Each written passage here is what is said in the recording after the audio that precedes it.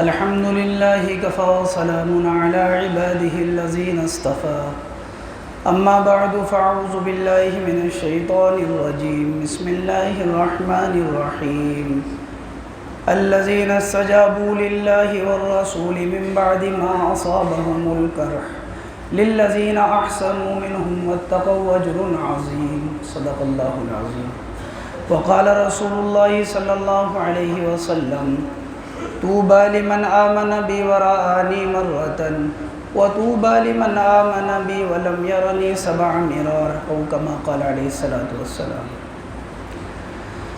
میرے بھائیوں، محترم بزرگوں اور دوستوں، سیرت طیبہ سے متعلق بات چل رہی تھی۔ حضور اقدس صلی اللہ علیہ وسلم کا احد سے واپسی اور آپ علیہ السلام کے 70 صحابہ کا شہید ہو جانا، اس بات کا تذکرہ چل رہا تھا۔ اللہ کے نبی علیہ السلام جب میدان احد سے واپس ہوئے تو آپ علیہ السلام اور آپ کے صحابہ اس وقت میں زخمی تھے، اور آپ کے دل کے اوپر غم بھی تھا، کیونکہ آپ کے چاچا حضرت حمزہ رضی اللہ تعالی عنہ شہید ہو گئے تھے۔ اللہ کے نبی علیہ السلام ابھی ایک ہی دن گزرا تھا کہ جو مکہ سے لوگ آپ علیہ السلام سے مقابلے کے لیے آئے تھے، ان لوگوں کے سردار ابو سفیان تھے اس وقت۔ تو جو ابو سفیان تھے یہ بعد میں ایمان لے کر آئے۔ ابھی اس وقت کے اندر ان لوگوں کے دل میں یہ بات آئی کہ کیا ایسا نہیں ہو کہ ہم مدینے جا کر جو بچے کچے مسلمان ہیں ان پر جا کر حملہ کر دیں اور ان کو بالکلیہ ہی ختم کر دیں۔ یہ دل میں بات آئی۔ روایتوں کے اندر آتا ہے کہ اللہ تبارک و تعالی نے لیکن ان لوگوں کے دل میں رعب ڈال دیا مسلمانوں کا، اور وہ اس کی ہمت نہیں کر سکے۔ اور بعض مفسرین نے لکھا ہے کہ ابو سفیان نے جب اس بات کا ارادہ کیا کہ مدینے جا کر جو مسلمان ہیں ان کو بھی ختم کر دیا جائے، تو قبیلہ خزاعی کا ایک شخص تھے جن کا نام تھا معبد بن خزاعی۔ تو یہ اگرچہ مسلمان نہیں تھے لیکن مسلمانوں کے لیے دل میں ہمدردی تھی۔ ابو سفیان سے کہا تم کس چیز کا ارادہ کر رہے ہو؟ وہ تو تم سے مقابلہ کرنے کے لیے پھر تیار ہیں۔ اور بعض روایتوں کے اندر آتا ہے کہ ابو سفیان نے کچھ لوگ مسافر تھے جو مدینے کی طرف آ رہے تھے،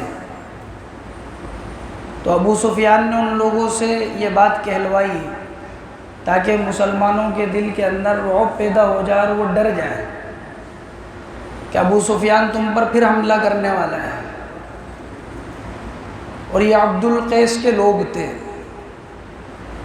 اللہ کے نبی علیہ السلام کے پاس آئے اور انہوں نے کہا کہ ان کا ایسا ارادہ ہے۔ تو آپ علیہ السلام نے صحابہ کے درمیان میں اعلان کیا کہ ہمیں واپس چلنا اللہ کے راستے کے اندر۔ تو بعض مفسرین نے لکھا ہے کہ 200 صحابہ آپ کے ساتھ واپس ہوئے، اور ایک جگہ کا نام ہے حمراء الاسد جو مدینے سے 8 میل کے فاصلے پر ہے، وہاں پر یہ صحابہ پہنچے۔ اور بعض مفسرین نے لکھا ہے کہ 70 صحابہ آپ کے ساتھ وہاں پر پہنچے۔ اللہ تعالیٰ اسی کا تذکرہ ان آیتوں کے اندر فرماتے ہیں الذین استجابوا للہ والرسول من بعد ما اصابهم القرح، وہ لوگ جنہوں نے اللہ اور اس کے رسول کی بات پر لبیک کہا بعد اس کے کہ ان کو زخم پہنچے تھے، کہ ابھی احد کے میدان سے واپس آئے ہیں، زخمی حالت ہے، زخموں میں چکنا چور ہیں، لیکن جیسے ہی اللہ کے رسول نے کہا کہ ہمیں واپس چلنا ہے تو فوراً لبیک کہا۔ اللہ فرماتے ہیں الذین استجابوا للہ والرسول من بعد ما اصابہم القرح، وہ لوگ جنہوں نے اللہ اور اس کے رسول کی بات کو قبول کیا اور لبیک کہا بعد اس کے کہ ان کو زخم پہنچے تھے، ابھی ایک ہی دن گزرا ہے۔ للذین احسنوا منہم واتقوا اجر عظیم، یہ وہ لوگ ہیں جو سبھی کے سب نیک ہیں، متقی لوگ ہیں، اور اللہ تعالیٰ نے ان کے لیے بڑا اجر تیار کیا ہے۔ الذین قال لهم الناس ان الناس قد جمعوا لكم فاخشوهم فزادهم ایمانا، جب ان لوگوں سے کہا گیا، کس نے کہا؟ وہ جو قبیلہ عبد القیس تھا اس نے کہا۔ الذین قال لهم الناس، جبکہ لوگوں نے ان سے کہا، کن سے؟ صحابہ کرام سے۔ کیا کہا؟ ان الناس قد جمعوا لكم، کہ لوگ تو جمع ہو گئے تمہیں ختم کرنے کے لیے، یعنی ابو سفیان اور اس کا قافلہ۔ ان الناس قد جمعوا لكم، وہ جمع ہو چکے۔ فخشوہم، تو تم ڈر جاؤ، اندیشے میں آ جاؤ، تھوڑا دب جاؤ۔ تو کہا صحابہ کرام کے بارے میں فخشوہم فزادہم ایمانا، ان سے کہا گیا کہ ڈر جاؤ، اللہ نے ان کے ایمان کو اور زیادہ کر دیا۔ اور وہ کیا کہنے لگے؟ حسبنا اللہ ونعم الوکیل، اللہ ہی ہمیں کافی ہیں اور وہی بہترین کام کے بنانے والے ہیں۔ صحابہ کرام نے یہ جملہ کہا اور اللہ تبارک و تعالی نے اس کو قرآن میں نازل فرمایا کہ ڈرے نہیں، دبے نہیں، بلکہ یوں کہا حسبنا اللہ ونعم الوکیل، اللہ ہمیں کافی ہے، کیونکہ ایمان والے کا یقین اور ایمان والے کا توکل اور ایمان والے کے یقین وہ صرف اور صرف اللہ کی ذات کے اوپر ہوتا ہے۔ وہ حکومتوں سے، وہ طاقتوں سے اور وہ جو ملک کی طاقتیں ہوتی ہیں، لاہو لشکر ہوتے ہیں، تو ایمان والا ان سے نہیں خوف کھاتا ہے، وہ صرف اور صرف اللہ کی ذات سے ڈرتا ہے۔ جس کے دل میں اللہ کا یقین ہوتا ہے اور اللہ کا خوف ہوتا ہے، وہ اللہ سے ڈرتا ہے، باقی مخلوق اس سے ڈرتی ہے۔ جو مخلوق سے خوف کھاتا ہے وہ مخلوق سے ڈرتا ہے، وہ سب اس کو ڈراتے ہیں۔ فخشوہم فزادہم ایمانا وقالوا حسبنا اللہ ونعم الوکیل، کہ اللہ ہمیں کافی ہے، اللہ بہترین کام کے بنانے والے ہیں۔ اسی سن 3 ہجری کے اندر شراب کی حرمت، اور ایک قول کے مطابق سن 4 ہجری کے اندر شراب کی حرمت نازل ہوئی۔ شراب کی حرمت سے متعلق قرآن کریم کے اندر مختلف آیتیں ہیں۔ ایک مرتبہ میں اس کا حکم نازل نہیں ہوا کہ ایک ہی مرتبہ میں اس کو حرام قرار دے دیا ہو، کیونکہ عرب کے اندر شراب ایک مشہور اور معروف چیز تھی، ہر گھر کے اندر پائی جاتی تھی، ہر ایک کی خواہش ہوا کرتی تھی اس کو پینے کی۔ تو شراب ایک ایسی چیز تھی کہ ہر ایک کے دل میں اس نے جگہ بنا رکھی تھی، اس لیے ایک ساتھ ایک دم حکم اللہ کی طرف سے نہیں آیا کہ آج سے شراب حرام ہے، بلکہ آہستہ آہستہ اس کا حکم آیا۔ روایتوں کے اندر آتا ہے کہ حضرت عمر رضی اللہ عنہ کی بڑی خواہش یہ تھی کہ اللہ تعالیٰ اس کو شراب کو حرام قرار دے دیں، تو حضرت عمر رضی اللہ عنہ اللہ کے نبی علیہ السلام کی بارگاہ میں آئے، اور حضرت معاذ بن جبل رضی اللہ عنہ بھی ساتھ تھے۔ کہنے لگے کہ اللہ کے نبی آپ شراب کے بارے میں کیا کہتے ہیں؟ اور یہ کہنے کے بعد حضرت عمر رضی اللہ عنہ نے دعا کری اللہ کی بارگاہ میں، اللہم بین لنا فی الخمر بیانا شافیا، اے اللہ شراب کے بارے میں ہمیں واضح حکم بتا دے۔ اللہ تعالیٰ نے آیت نازل فرمائی قل فیہما اسم کبیر ومنافع للناس، اے نبی جی آپ بتائیں ان کو کہ شراب میں بڑا گناہ ہے، تھوڑا بہت نفع ہے، یعنی جس کو لوگ نفع سمجھتے ہیں ذہن کے سکون کو۔ حضرت عمر رضی اللہ عنہ نے پھر اللہ کی بارگاہ میں عرض کیا اللہم بین لنا بیانا شافیا، اے اللہ اس بیان کو اور کھول دے ہمارے لیے، کیونکہ گناہ بتایا ہے، تھوڑا بہت نفع بتایا، حرام نہیں قرار دیا۔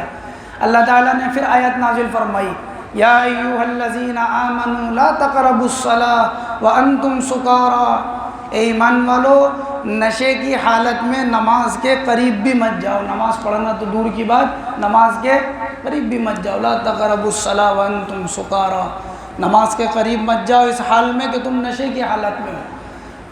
اب یہ معلوم ہو گیا کہ نشے کی حالت میں نماز میں نہیں جانا ہے، تو قریب تک اس کے حرام ہونے کا حکم نازل ہو۔ حضرت عمر رضی اللہ عنہ نے پھر اللہ کی بارگاہ میں عرض کیا اللہم بین لنا بیانا شافیا، اے اللہ شراب کے بارے میں ہمیں واضح حکم بتا دے۔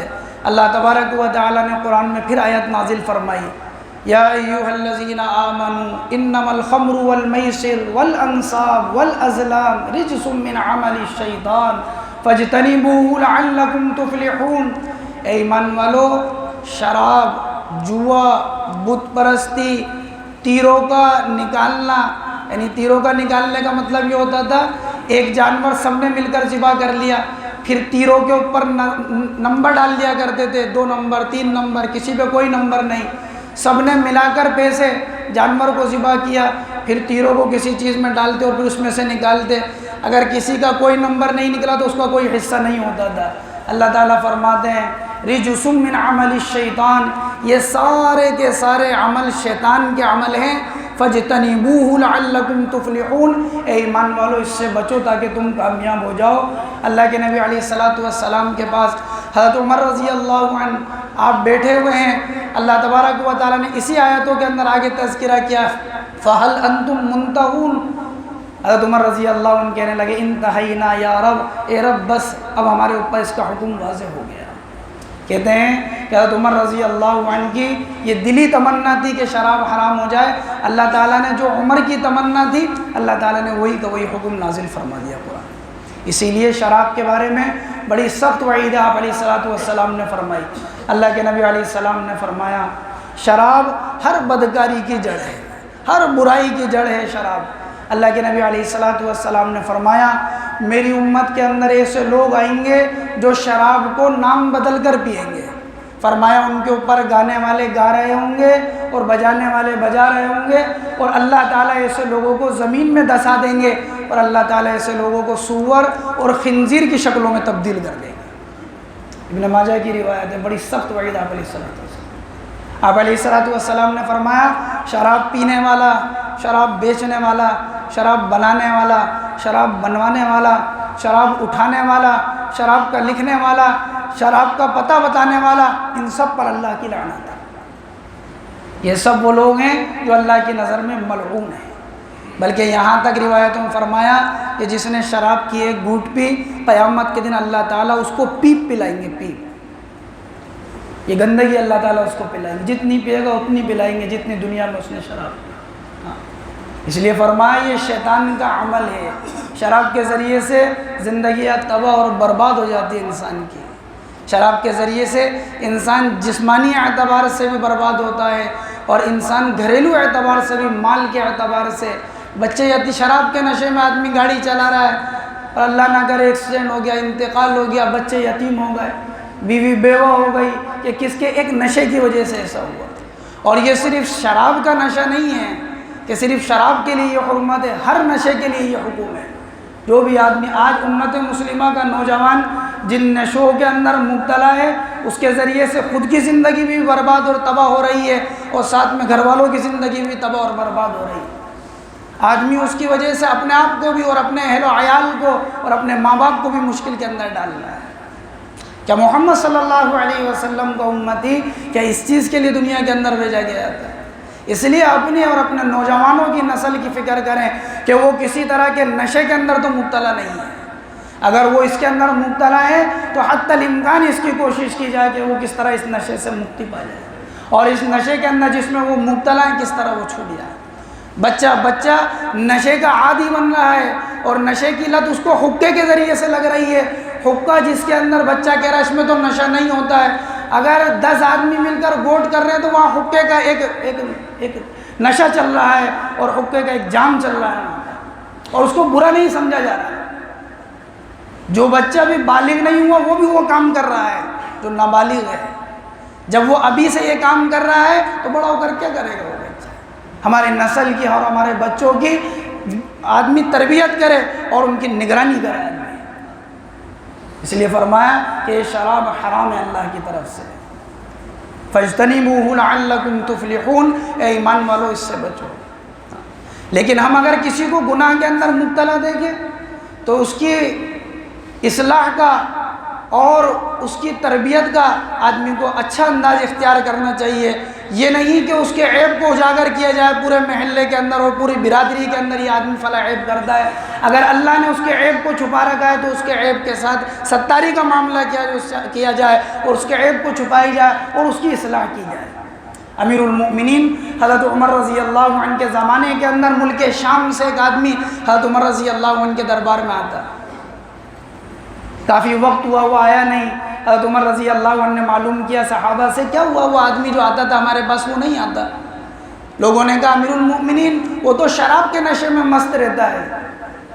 حضرت عمر رضی اللہ عنہ نے لوگوں کو جمع کیا اور اپنے منشی سے کہا ایک خط لکھو، اور خط کے اندر کیا لکھتا ہے؟ حضرت عمر رضی اللہ عنہ کے فرمان سے لکھا جاتا ہے، یہ خط من عمر ابن الخطاب الى فلان ابن فلان فإنی احمد الیک اللہ الذی لا الہ الا ہوا غافر الذنب وقابل التوب شدید العقاب ذی الطول لا الہ الا ہوا الیہ المصیر۔ یہ خط ہے عمر بن خطاب کی طرف سے فلاں ابن فلاں کی طرف سے کہ ایک اللہ ہے، اسی کی عبادت کی جائے جو گناہوں کا معاف کرنے والا ہے، توبہ کا قبول کرنے والا ہے، بڑی زبردست پکڑنے والا ہے اور بڑی قدرت والا ہے، اسی اللہ کی طرف ہم سب کو لوٹنا ہے۔ خزانچی سے کہا کہ خط لکھو، خط لکھا گیا۔